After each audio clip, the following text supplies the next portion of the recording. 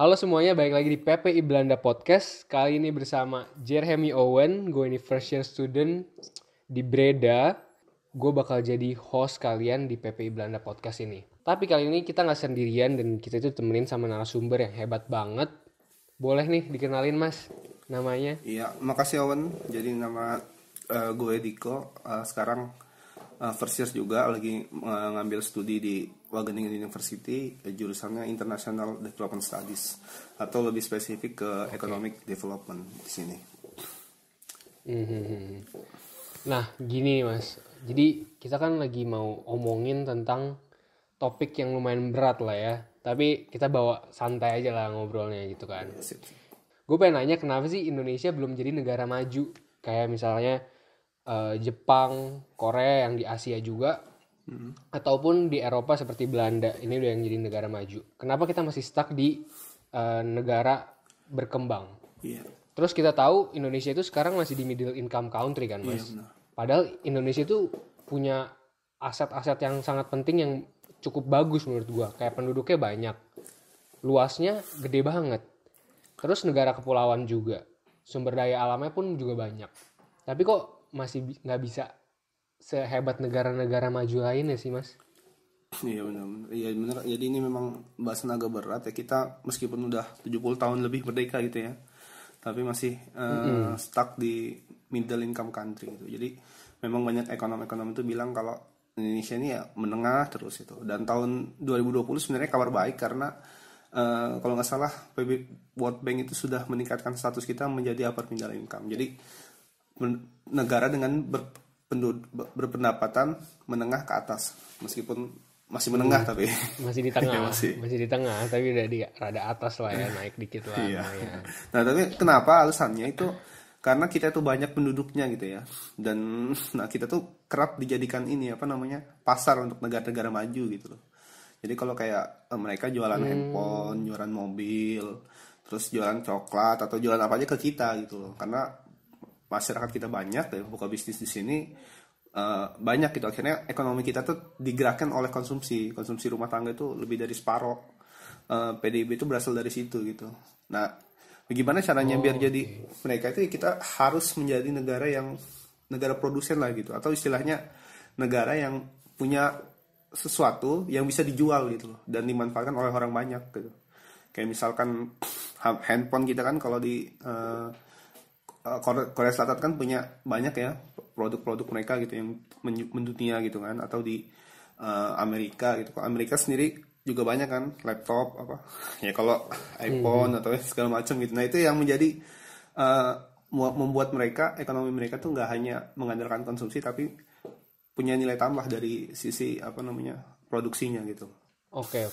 Jadi sebenarnya penduduk kita banyak itu bisa jadi blunder buat kita sendiri ya, bukan kelebihan dari Indonesia, tapi malah bisa jadi Iya. kekurangan bagi Indonesia juga ya. Iya benar. Padahal gue kira tadinya Indonesia penduduknya banyak malah lebih bagus gitu, buat jadi negara maju lebih gampang. Ternyata malah bikin lebih challenging lah ya kira-kira. Apalagi kita mau ada bonus demografi ya. Sekarang bahkan udah masuk ya. Kemarin kan hasil sensus penduduk kalau nggak salah paling banyak penduduk kita tuh umur 24 sampai 40 tahun gitu kan.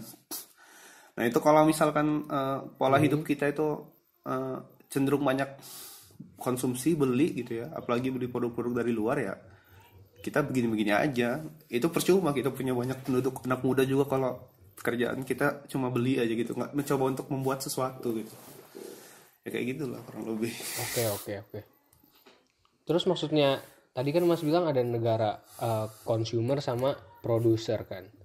Jadi Indonesia ini sekarang masih stuck di consumer. Tapi gue masih bingung nih Mas. Kayak maksudnya consumer sama produser itu bedanya apa sih? Terus contohnya itu kayak gimana maksudnya? Iya sebenarnya ini mungkin istilah gue aja ya gitu, biar apa namanya lebih enak jelasinnya. Tapi intinya negara yang gue maksud produsen itu adalah mereka yang menciptakan sesuatu, punya sesuatu untuk bisa dijual, sehingga mereka punya nilai tambah, PDB ekonomi mereka tuh punya nilai tambah dari hal itu gitu loh. Ekspor apa namanya dari hasil misalkan jual ya kayak kita lah, misalkan kita jual sesuatu gitu kan. Nah, misalkan gua nih jual HP ke lu kan, nah lu nggak jual apa-apa, jadi kan lu beli aja, gua dapet duitnya banyak kan dari HP. Gitu kurang lebih kan. Oke. Gue pernah denger juga nih mas, kayak berita kayak gini. Indonesia ngehasilin apa ya, kayak contohnya aja ya, kayak misalkan kita ngehasilin singkong, tapi kita juga import tepung tapioka gitu mas. Iya.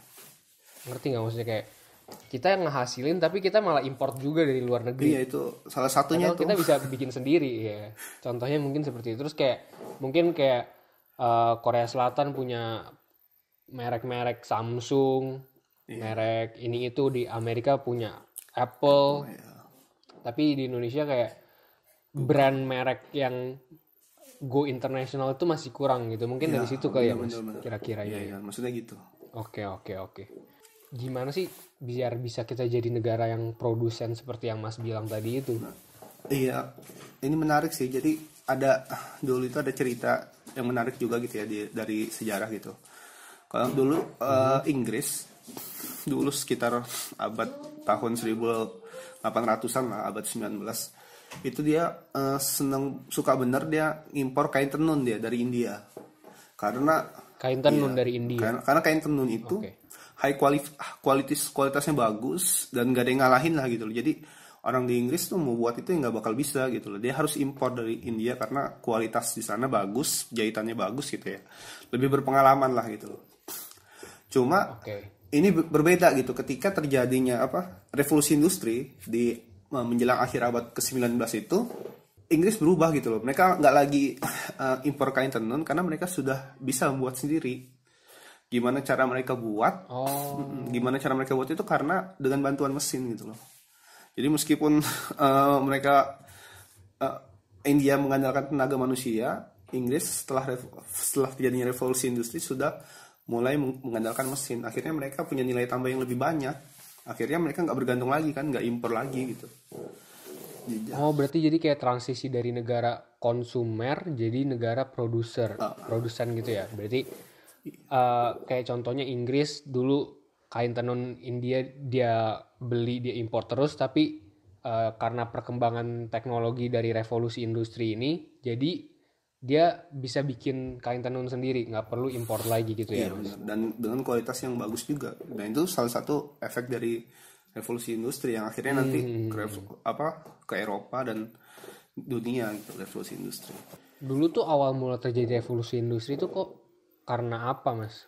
Nah ini juga menarik nih, ternyata dulu revolusi industri itu terjadi ujung awal-awalnya itu karena ada seorang tokoh ya di Inggris itu namanya Bacon. Dia tuh buat Baconian program. Jadi itu sebuah riset akademi yang dia buat tuh, riset akademi. Dia kumpulin orang-orang expert di bidang peneliti yang ahli dan praktisi gitu ya. Terus dia buat di riset di akademi itu dia melakukan filter knowledge gitu. Jadi dia menyaring pengetahuan sehingga pengetahuan itu bisa diaplikasikan ke kehidupan sehari-hari. Jadi misalkan ya kan kalau kita dulu misalkan belajar gitu ya, belajar di kuliah kan banyak bener nih. Kalau teman-teman lah dulu kalau kuliah itu ya belajar, udah lulus kuliah udah ilmu di kuliah nggak kepake gitu kan. Banyak kan persepsi yang kayak gitu kan. Tapi Bacon ini dia ngumpulin itu, dia filter gitu knowledge-nya, maksudnya adalah dia saring, dia teliti sehingga ilmu pengetahuan itu bisa dilakukan, bisa dibuat untuk menyelesaikan masalah-masalah yang ada di kehidupan sehari-hari. Nah dengan sistem ini pelan-pelan dia minta bantuan, kalau nggak salah dulu itu namanya Royal Society gitu ya, atau government di sana, untuk menyebarkan itu sehingga memicu terjadinya scientific revolution gitu, penemuan-penemuan. Makanya kita di tahun itu ya, sebelum terjadi revolusi industri itu tahun 1800-an, mulai banyak penemuan-penemuan di Eropa, kayak misalkan lampu gitu kan, Thomas Alva Edison. Nah itu basicnya dari situ sebenarnya. Jadi kalau dulu gelap gitu kan, penerangan nggak ada, akhirnya mereka lakukan eksperimen, riset, ciptalah lampu gitu.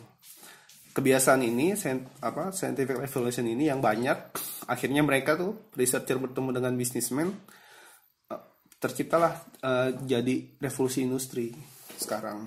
Oke, oke, oke.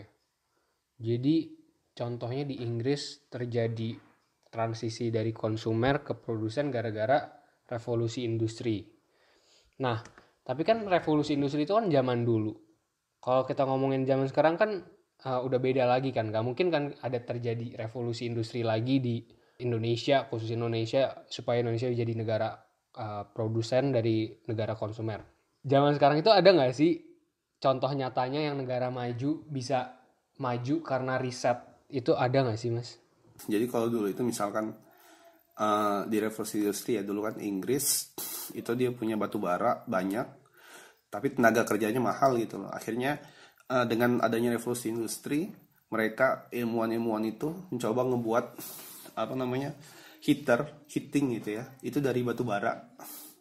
Heatingnya dari dia memanfaatkan batu bara, jadi dia membuat sistem rumah dengan heating yang memanfaatkan batu bara. Akhirnya dengan penelitian ini mereka kembangin, banyak tuh yang beli batu bara mereka jadi ekonominya lagi tinggi gitu. Itu dulu gitu kan Inggris. Nah kalau sekarang itu ada Korea Selatan, tahu Korea Selatan ya? Iya Korea Selatan. Nah jadi Korea Selatan, Oke. Kalau sekarang kita seneng tahu gitu ya, pasti tahu lah drakor, K-pop gitu kan. Siapa yang nggak tahu Blackpink gitu kan sekarang? Oke. Atau drama Korea kemarin Startup gitu kan, dramanya yang udah sangat membumi gitu. Sekarang K-pop, semuanya Korea semua ya berarti. Iya, nah itu tuh Korea Selatan itu dulu di tahun sekitar 2000 mereka tuh sudah melakukan penelitian gitu loh. Mereka sudah meneliti, mencari mencoba mencari cara untuk membuat budaya mereka tuh dikenal sama dunia gitu. Dan itu awalnya bermulanya dari Jepang sama Cina dulu tuh. Jadi Korea Selatan mulai mempromot budaya mereka, yaitu K-pop dan drama-drama mereka gitu ya, dengan target pasar awalnya Cina dengan Jepang, karena mereka itu sebenarnya punya kesamaan, yaitu sama-sama istilahnya itu Confucian tradition yang kurang lebih ada kesamaan. Dari Asia Timur begitu sukses di sana, merampatlah ke Asia Tenggara gitu ya, ke kita, ke Indonesia. Terus pas munculnya YouTube di tahun 2010-2011 lebih membumi lagi. Nah semua ini itu gara-gara riset gitu. Gara-gara mereka itu membuat riset terlebih dahulu terhadap apa yang pengen mereka lakukan. Dan kalau misalkan lihat ya, nonton di Netflix gitu ya, selalu drama Korea itu ada product placement-nya. Jadi kalau misalkan lagi nonton, mereka megang HP itu biasanya HP yang dipakai itu Samsung. Jadi itu ngebantu pasar mereka gitu loh, ngebantu perluas pasar mereka. Akhirnya produk mereka makin banyak dikenal dunia gitu. Dan itu secara tidak langsung menambah meningkatkan perekonomian kita menjadi negara maju. Dan satu lagi proporsi riset terhadap PDB mereka di Korea itu paling tinggi dibandingkan negara-negara lain kayak Amerika, Inggris gitu loh. Jadi meskipun dia besarnya mungkin kalah, tapi setidaknya interest pemerintah untuk meningkatkan riset itu lebih tinggi gitu. Jepang sama Korea Selatan itu lebih tinggi dibandingkan Inggris, Amerika proporsinya. Itu kurang lebih. Oh iya? Iya. Oh jadi mereka lebih tinggi. Iya, jadi kalau dibuat grafik gitu kan, Korea Selatan, Jepang paling atas, Amerika, Inggris, negara-negara Eropa itu di tengah. Nah, Indonesia tidur di bawah gitu. Jadi paling penting itu riset berarti ya, riset sebelum melakukan apapun biar menuju negara maju gitu, kita harus riset dulu ya Mas. Iya, itu menurut saya itu yang paling penting gitu. Gimana caranya kita mau jadi negara produsen, menciptakan sesuatu ya harus lewat riset, lewat banyak eksperimen dilakukan gitu. Jadi nggak asal ya tidak membeli aja gitu, tapi kita coba teliti gimana misalkan membuat sesuatu ya ada gitu. Jadi intinya negara yang benar-benar memperhatikan riset lah gitu. Oke. Soalnya kita juga udah ngeliat contohnya sendiri, yang contoh sekarang ini Korea gitu ya Mas, Iya. yang maju karena risetnya, mulai dari riset dia ngembangin ke K-pop drakor, sampai sekarang di dunia pada tahu lah sama K-pop drakor semuanya ini kan. Iya, dan bahkan Korea Selatan kita tuh lebih dulu merdeka dibanding Korsel. Oh gitu. Oh iya iya. Dan mereka sudah mengedepankan riset itu, riset and development sejak setelah merdeka itu sudah memang care di sana. Tadi kan Mas sendiri bilang Korea itu udah jadi high income di Asia, itu udah high income, di dunia pun juga high income. Tapi setahu gua nih Mas, dulu pas abad ke-18 kalau nggak salah ya, Cina itu negara yang paling maju teknologi-teknologinya, terutama di Asia. Terus kok dia sekarang bisa kalah malah sama negara-negara di barat, bahkan mungkin kalah sama Korea kali Mas, Korea Jepang. Itu Iya. kira-kira Iya benar, kenapa ya? dulu kalau kita pecinta film-film sejarah gitu ya, bukan film-film sejarah gitu. Itu Cina itu dulu salah satu di abad 18-an atau sekitar 1700-an. Saya lupa sih dinasti siapa gitu. Tapi yang jelas mereka itu teknologinya paling modern di dunia. Bahkan kalah lah Eropa dulu pada saat itu gitu loh. Mereka yang paling maju, paling ini. Cuma pelan-pelan ekonomi mereka menurun, dan ketika di Eropa itu terjadi revolusi industri, mereka malah tertinggal gitu. Dan pada waktu itu juga tahun 1900-an ya, begitu Jepang itu dengan restorasi Meiji-nya, dia mulai apa namanya mengadop teknologi dari barat, lalu mereka pelajari dan mereka riset juga tuh, melakukan riset juga, dan akhirnya mereka menciptakan teknologi sendiri. Di situ Cina kalah jauh. Nah itu kenapa terjadi seperti itu gitu.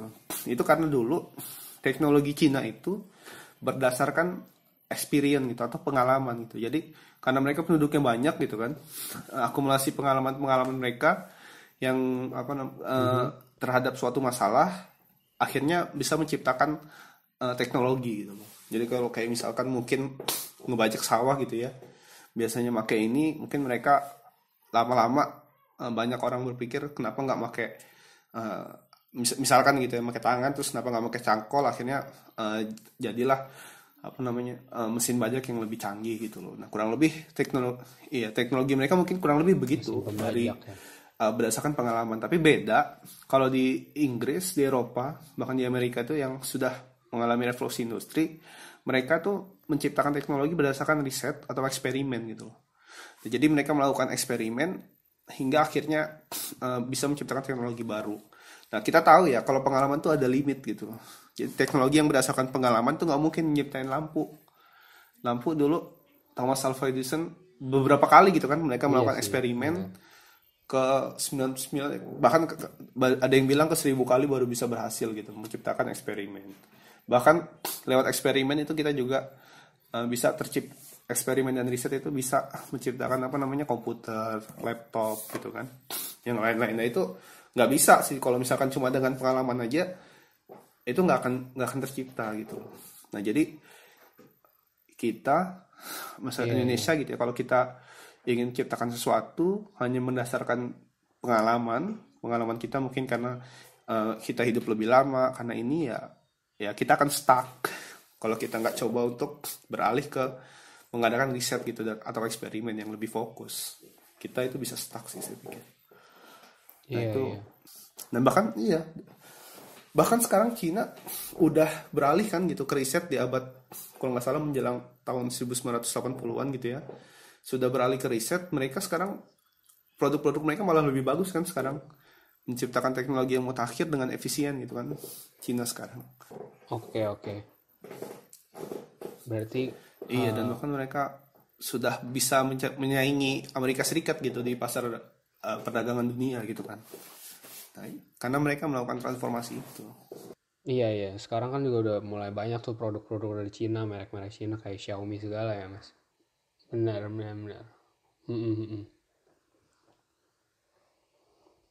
Oke, berarti pengalaman itu sebenarnya penting, tapi tetap lebih penting riset dulu ya. Jadi sebelum melakukan kayak eksperimen-eksperimen, semua harus dilakukan riset dulu, dan inti poinnya dari semuanya itu supaya bisa jadi negara maju itu lewat riset. Benar ya Mas gitu? Iya, kalau menurut saya gitu sih. Jadi kalau kita pengen ngadain nilai tambah sesuatu ya kita harus lewat riset apapun itu gitu. Misalkan kita mau mensosialisasikan produk kita pun ya kayak Korsel kemarin ya kita harus lewat riset gitu. Jangan kita kayak misalkan kita punya sumber daya banyak gitu ya, kokoa atau kakao lah. Itu kita jual misalkan ke Swiss, Swiss balik lagi jual ke kita Silver Queen. Nah, kita belinya Silver Queen gitu misalkan. Iya benar. Coklat yang lebih banyak kan. Kakao sekilo berapa gitu kan? Iya benar. Sekilo paling berapa? Sekarang Silver Queen sebatang berapa? Itu kan beda, kita, beda bener ya. Kita jualnya bahan bakunya doang ya, bahan bakunya dia jualnya produk jadinya gitu ya kira-kira. Nah iya gitu kira-kira. Nah, karena kita nggak punya teknologi yang untuk itu gitu. Padahal kalau kita bisa nyiptain sendiri, itu bisa banyak kan nilai tambahnya gitu loh. Ya. Nah itu salah satunya kalau misalkan ya apa yang paling gue ini kopi lah. Kopi kita itu bagus gitu kan.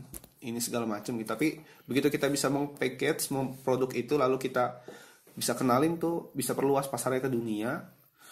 Nah itu bisa jadi nilai tambah buat kita. Gimana cara kita membuatnya ke dunia kan bisa kita riset dulu kira-kira ini kopi ini kalau di dunia ini yang paling banyak bakal beli mana gitu kan. Kita tes dulu. Kalau di bisnis kan ada istilahnya test the water gitu kan. Dites dulu, begitu bagus kita perpanjang lagi ini pasarnya gitu kan bisa juga sih. Tapi gue rasa ya mungkin karena kita sendiri minim sih akan riset itu sendiri gitu. Jarang yang banyak mengutamakan riset itu jarang. Oke. Terus gimana nih Mas, menurut lu itu gimana caranya biar masyarakat di Indonesia, warga Indonesia nih terutama yang tadi yang umurnya berapa tuh yang paling banyak ya millennials lah kita ngomongnya. Sebelumnya tahun kita ngomongnya anak muda lah. Millennials lah ya. Gimana nih Mas menurut lu tips-tips biar millennials di Indonesia semakin berminat buat research biar bisa ngebawa Indonesia jadi negara lebih maju gitu. Iya. Jadi ya hal pertama sih yang paling penting kalau menurut gue itu mindset sih. Jadi mindset kita itu kalau bisa berubah lah jadi mindset riset gitu loh. Gimana sih maksudnya mindset riset itu kalau misalkan kita lihat berita gitu atau apa informasi gitu ya di sosial media ya kita nggak serta-merta langsung percaya gitu, tapi kita bisa riset kan bisa Google dulu gitu loh. Nah, biar nggak kemakan hoax lah ya. Salah satu hal yang paling kecil ya biar nggak kemakan hoax gitu. Jadi kita biasanya begitu lihat info begini langsung kita keluarin juga gitu, padahal kita nggak tahu. Apalagi di grup WhatsApp ya. Gitu kan, tanpa ada grup WhatsApp keluarga tuh. Nah, iya. Hoaxnya ya ampun. Ini segala macam. Padahal kan kita bisa kan, maksudnya ada ini dikit kita coba Google sebentar gitu kan, blog gitu kan. Oh ternyata hoax itu kan bisa aja. Atau ada misalkan kupon-kupon apa namanya, klik ini biar dapatkan ini gitu kan. Sebenarnya kita bisa aja tuh, ya kan. Misalkan ada tuh dapatkan voucher Alfamart dan gini-gini. Padahal websitenya aja udah salah gitu kan. Padahal sebenarnya kita bisa kan riset sebentar, Google. Kita Google bentar aja, oh ini ternyata hoax gitu kan bisa. Nah, itu sih yang paling basic kecil gitu. Kayak gitu ya. Cuma biar awal-awal lah, biar berita-berita yang masuk nih ke kita cek dulu kebenarannya lewat Google, research dulu ya, biar ngebangun rasa researchnya kita. Nggak mudah langsung percaya lah gitu kurang lebih. Oke. Nah, gue juga ada cerita sih kalau bisa kemarin itu waktu di sini kan gue kemarin pengalaman lahiran pertama ya di Belanda ya. Itu banyak hal-hal yang agak beda gitu dengan kita di Indonesia. Nah, dan itu kalau misalkan gue kan nanya gitu kan ke istilahnya perawatnya lah di sini gitu. Nah, pas nanya itu mereka jelasin, maksudnya penjelasannya itu bagus gitu. Kayak misalkan kenapa misalkan bayi begitu dia lahir itu nggak langsung dimandiin, nggak boleh dimandiin sampai 24 jam.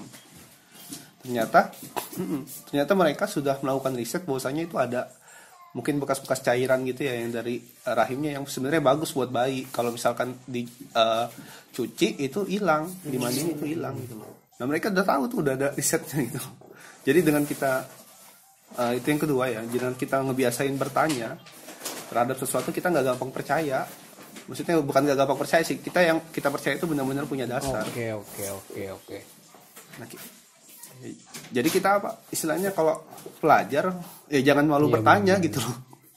Justru proses belajar mengajar itu kan dimulai dari bertanya. Kalau kita ada yang nanya dikit, apa namanya, waduh ini orang orang udah mau istirahat gitu kan, ini masih nanya reseh kan gitu. Males ya, udah malas cari-cari, malas research lagi. Udah. Nah itu yang kedua ya, biasa bertanya lah, dan kita juga hormatin orang yang ingin bertanya gitu kan. Nah, kita kan juga lagi di Belanda nih, Mas. Katanya gue dengar-dengar dari PPI Belanda sendiri itu ada program yang ngebikin murid-muridnya, pelajar-pelajar di Indonesia, terutama yang milenial sini, supaya bisa semakin ingin melakukan riset-riset itu. Itu apa sih, Mas? Iya benar. Jadi ya kita dari PPI Belanda gitu ya, terkhusus itu bidang riset dan kajian strategis. Nah, sebenarnya pengen juga ngajak teman-teman pelajar di Belanda untuk lebih banyak berkontribusi gitu ke dalam memajukan Indonesia melalui riset dan kajian. Jadi yang pertama itu kita punya namanya grup lingkar inspirasi. Itu kalau grup lingkar inspirasi itu adalah tempat untuk kita berbagi pemikiran, berbagi inspirasi lah untuk masalah-masalah yang ada di Indonesia gitu loh. Terus juga nanti kita juga akan ada di akhir bulan ini itu ada kajian vaksinasi, kajian tentang pembahasan vaksin di Indonesia gitu loh. Dan kajian kita ini agak beda, nggak kayak biasanya dengan kajian-kajian biasa, tapi di sini kita juga men-encourage teman-teman yang ikut atau berpartisipasi itu untuk menyumbangkan pikirannya gitu loh. Kita punya bahasan nih, dan teman-teman juga ikut komen di kajian ini gitu, ikut diskusi, ikut menyumbangkan pikiran. Gimana sih apa namanya proses vaksin di Indonesia gitu loh? Apakah sudah baik gitu loh, efektif atau tidak, atau gimana vaksin ini bisa apa namanya menyelesaikan corona, dan bahasan-bahasan seperti itu tuh bisa kita diskusikan nanti gitu bareng-bareng. Jadi nanti ada narasumber dan kita juga di-encourage untuk diskusi. Dan bentuk kajian ini nanti akan coba kita usahakan setiap bulan gitu loh. Setiap bulan bisa apa namanya ada dan tema bahasan pertama itu tentang vaksin ini. Nah, terus juga kita juga mengencourage teman-teman untuk nulis artikel atau web. Itu nulis artikel gitu. Jadi nanti juga rencana kita tuh dari kajian-kajian yang kita bahas kemarin, dari kajian vaksin ini gitu misalkan ya, kita coba hasilnya itu kita tuangkan dalam bentuk artikel. Kalau alhamdulillah kalau misalkan bisa dipublish di media-media online, kalaupun nggak bisa nanti kita bisa publish di website PPI Belanda, kurang lebih kayak gitu. Dan buat teman-teman yang mungkin tertarik untuk nulis, mengkaji atau melakukan riset, itu bisa gabung mungkin di grup lingkar inspirasi, atau bisa juga kontak teman-teman PPI, nanti kita coba akan berkolaborasi gitu loh. Intinya kami PPI Belanda ini ingin mewadahi buat teman-teman yang ingin berkontribusi tapi bingung gitu mau menyalurkannya gimana, kurang lebih gitu. Oke, berarti buat teman-teman semua nih PPI Belanda yang lagi pelajar-pelajar di Belanda nih, bisa langsung ikut aja program dari kajian riset buat menyuarakan, terus habis itu buat riset bareng-bareng gitu lah ya. Ya jadi intinya kami dari PPI Belanda terkhusus itu bidang kastrat itu pengen ngajak teman-teman pelajar gitu, jika ingin berkontribusi ya ayo kita kontribusi bareng-bareng. Kalau teman-teman punya ide untuk buat artikel atau nulis atau apa ya bisa hubungi kita, nanti kita akan berkolaborasi gitu loh. Jadi kami itu berpikirnya bahwa pelajar itu salah satu karya akademisnya akademisnya itu ya lewat tulisan. Karena kan kita ya pasti kan nanti juga bakal nulis skripsi gitu kan, nah, kita juga bakal nulis tesis gitu loh. Dan dengan lewat artikel-artikel itulah kita bisa bersuara sebagai pelajar gitu. Oke deh kalau gitu.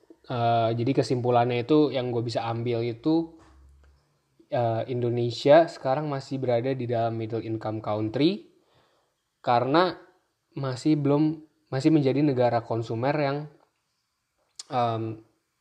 memiliki banyak bahan baku padahal banyak aset-aset, tapi nggak bisa menciptakan produk hasil jadinya secara langsung gitu ya Mas.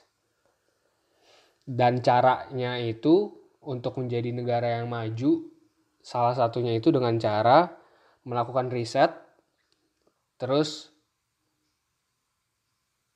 dan salah satu cara untuk menjadi negara maju itu melakukan riset dan mulai memproduksi barang-barangnya sendiri dan memasarkannya ke luar negeri gitu ya. Membuat sesuatu semuanya dasarnya itu dari riset itu ya berarti. Iya, jadi punya dasar yang kuat gitu. Tidak hanya berdasarkan katanya atau ya gitu-gitulah. Kalau gitu kayaknya itu aja buat hari ini, kayaknya that's all for today ya. Ada lagi yang Mas mau tambahin nggak? Cukup sih, semoga sharingnya bermanfaat gitu.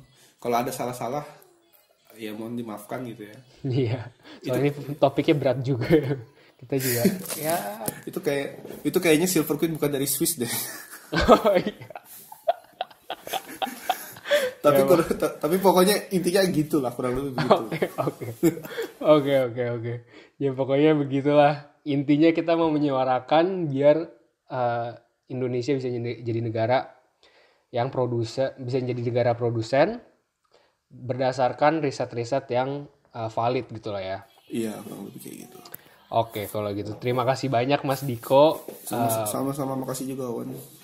Buat semua informasi-informasinya dan pengetahuan-pengetahuannya buat kita semua. Oke, kalau gitu thank you Mas. Bye-bye.